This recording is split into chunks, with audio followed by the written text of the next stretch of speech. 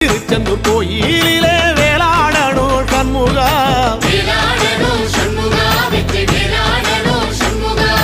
பிள்ளை ஆண்டான் பிள்ளை என வரம் கொடுக்கணும் சண்முகா,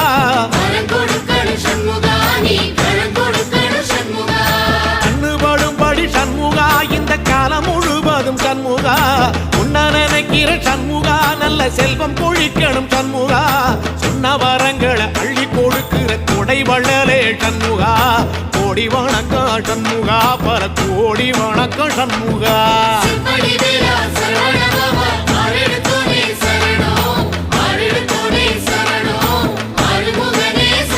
ஐயா